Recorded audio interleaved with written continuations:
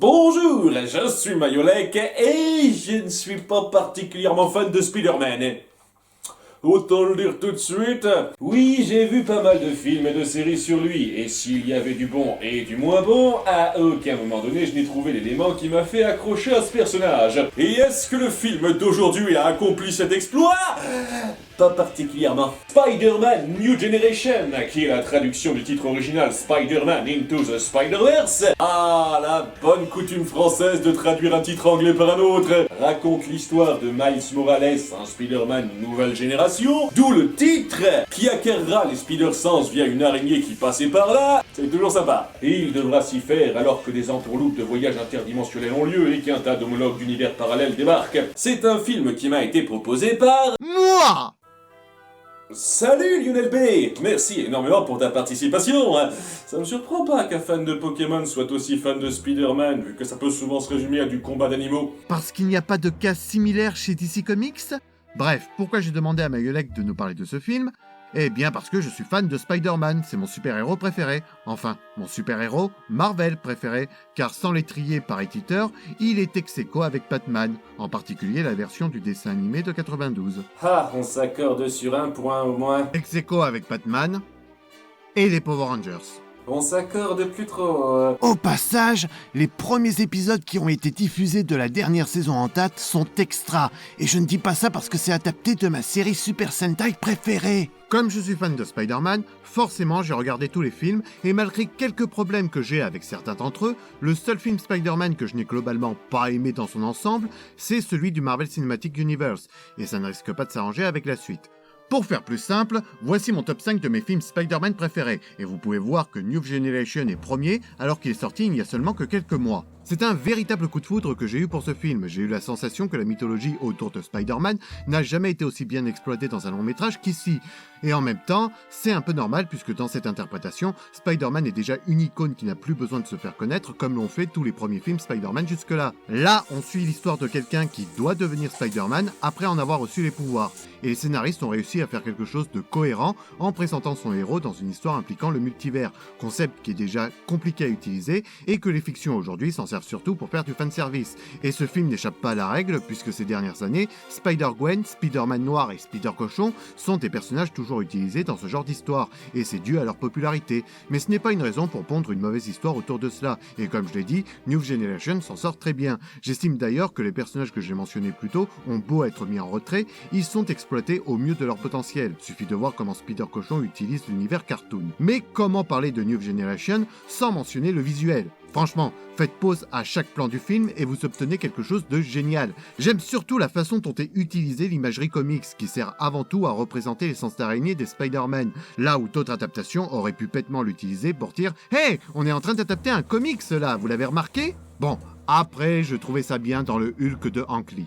Mais je ne rentrerai pas dans les détails parce que j'ai quand même payé 40 € pour laisser à Mayolek le soin de vous dire à quel point c'est le meilleur film de tous les temps. Non. Pardon ? Bah, c'est assez loin d'être le meilleur film de tous les temps pour moi.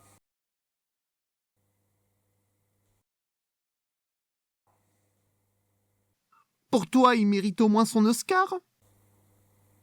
Je reconnais qu'on aurait pu avoir bien pire. Bah, m'en parle pas, j'en fais encore des cauchemars rien que de penser que cette possibilité ait existé. Bon bah, vas-y. Fais ta critique pour dire que New Generation n'est pas si parfait que ça. Promis, je ne vais pas t'interrompre juste pour dire que tu es un connard qui a tort. Vas-y, éblouis-nous. Franchement... Ouf! Bon, commençons par le point positif évident.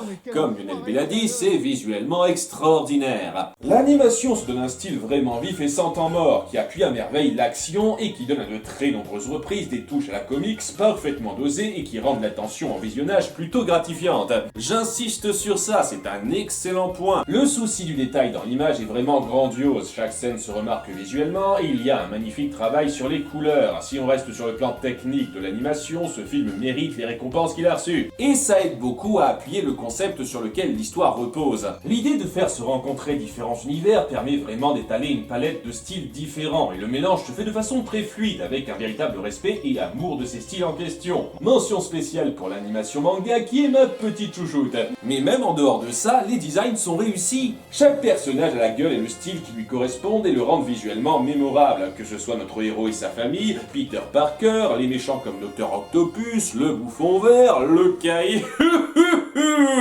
Qu'est-ce que c'est que ça? On dirait un gros œuf coupé à moitié sur lequel on a collé un visage comme dans Téléchat, ça fait peur. C'est un peu l'exception, ce gars. Le reste des personnages est très bien modélisé, mais là, c'est censé être un être humain. On dirait une abomination dans The Evil Within. Cela dit, s'il n'y avait que ça à dire, parce qu'au risque de vous décevoir, pour moi une animation grandiose et un concept sympathique, ça ne fait pas tout. Non pas pour dire que l'histoire est mauvaise, à sa base elle est écrite très correctement, les enjeux sont prenants et la logique des événements est majoritairement assez bien réfléchie. Mais, comment dire, il y a un gros souci de dosage pour moi. Film Marvel récent oblige, on nous sert un bon gros mélange de sérieux et d'humour. Et l'humour en fait trop.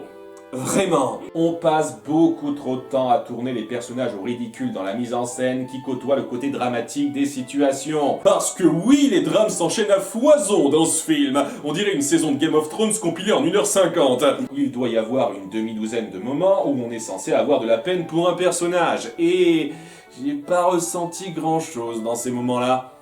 Parce que c'est entrecoupé de beaucoup trop de gaudrioles pour appuyer ça efficacement, et ainsi le temps qu'on alloue au moment sérieux ne me permet pas d'être pris dedans. Ça me fait l'effet de Lilo et Stitch en pire, car si Lilo et Stitch souffrent vraiment de son mauvais mélange de tons, au moins les gros passages émotions parviennent à se ressentir chez moi. C'est amoindri par l'humour d'à côté, mais pas au point de saper le sentiment du moment. Ici, l'enchaînement entre les loufoqueries et les instants sérieux est tellement brutal que j'arrive difficilement à entrer vraiment dedans. Zut, parfois je me demande même si on est censé prendre l'univers au sérieux tout court, ne serait-ce qu'avec Spider Cochon, ou lorsqu'on montre que Peter Parker a lancé sa gamme de comics dans son monde et qu'on fait ce genre de remarques. Il y en a encore combien des Spider-Héros? Faudra demander au Comic-Con. C'est quoi les Comic-Con? Je regarde un film Spider-Man ou un film Deadpool là? Ce qui fait que les moments de drame et les liens sérieux entre personnages n'ont quasiment jamais le temps de faire vraiment mouche. D'ailleurs, en parlant de personnages, je les trouve pour la plupart très expédiés. Je ne parlerai même pas des 3 variantes stylisées du héros qui ont droit juste à leur strict minimum, mais même là, la plupart des intervenants ont vraiment peu de temps pour être sincèrement développés. On a surtout affaire à un aperçu rapide de leur vie et ou de leur motivation, ce qui, je suis sûr, suffira aux fans de comics qui connaissaient déjà ces personnages. Mais une fois de plus, je ne suis pas fan. Le seul à avoir du développement vraiment poussé, c'est évidemment notre protagoniste principal, Miles Morales. Et punaise, qu'est-ce que c'est quelconque! Oh, les jeunes branchés qui aiment pas l'ambiance trop blanche de son bahut! Il est plus intéressé par son tonton rebelle que par son papa policier propre sur lui qui lui fout la honte! Tu dois répondre « Je t'aime Non mais t'es sérieux? » Je veux l'entendre. Tu veux vraiment que je t'aime, dise? papa. Wouh! L'attachement est instantané! J'ai toujours dit que les meilleurs personnages étaient ceux qui croyaient avoir des problèmes sans en avoir. Aussi, il aime avoir les lacets défaits. Ces lacets sont défaits. Ouais, je suis au courant. C'est un choix. Et quand il a ses pouvoirs, mais c'est le festival du malaise cliché. Vas-y que je gère pas bien tout ce qui m'arrive et que ça me fout un petit peu le bazar. Il me semble avoir déjà vu un ado super-héros comme ça. C'était quoi son nom déjà? Ah oui, Peter Parker. Et au passage, avec tout le bordel qu'il fiche et qui se remarque bien, va y avoir absolument aucune conséquence sur sa scolarité. Même pas, hein, je ne casserai plus la salle de travail du chef surveillant à écrire 100 fois. Et c'est pas le seul parallèle, pour ne pas dire repompage, sur le Spider-Man initial. Et pour ça, je vais être un petit peu obligé de vous spoiler un moment important, donc soyez avertis. À un moment donné, on finit par apprendre que son tonton est un super vilain. Ah, le monde est petit dans les histoires de comics. On donnera pas de contexte ou de raison particulière à ça. À nouveau, c'est plus important de faire des gags. Attention, ça va piquer. Prépare-toi à mourir. Le fait est que dans un instant à nouveau trop rapide, ils se dévoilent leurs identités et le tonton se fait dézinguer pour ça. Passage somme toute dramatique, qui bien entendu serait plus efficace si le film ne décidait pas de faire le coup en plein milieu.